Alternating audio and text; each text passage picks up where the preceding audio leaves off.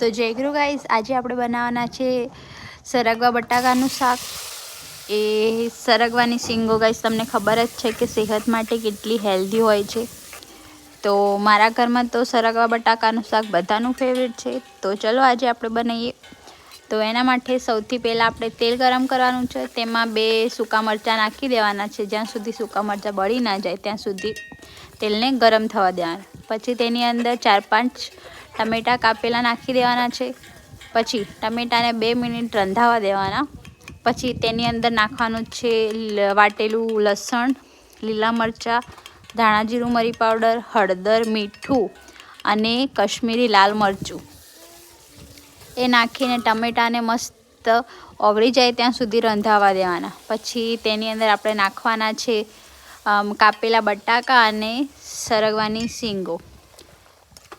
એ બધાને મિક્સ કરી 10 મિનિટ સુધી ચડવા દેવાનું। પછી કંઈક આવી રીતે દેખાશે તમને। તો પછી તેની અંદર આપણે નાખવાનું છે પાણી। આપણે તમારા હિસાબથી ગાઈસ તમે પાણી એડ કરી શકો। અમારા ઘરમાં બહુ બધા ખાવાવાળા છે તો હું 1 લોટો પાણી નાખું છું અંદર। પાણી જ્યાં સુધી અડધું ના થઈ જાય અથવા શીંગો રંધાઈ ના જાય ત્યાં સુધી પાણીને તેની અંદર રહેવા દેવાનું। પછી જો ગાઈસ અડધું થઈ ગયું છે પાણી, તો આટલી ગ્રેવી આટલો રસ્સો રાખવાનો છે। તો ગાઈસ આપણું મસ્ત સરગવા બટાકાનું શાક તૈયાર છે।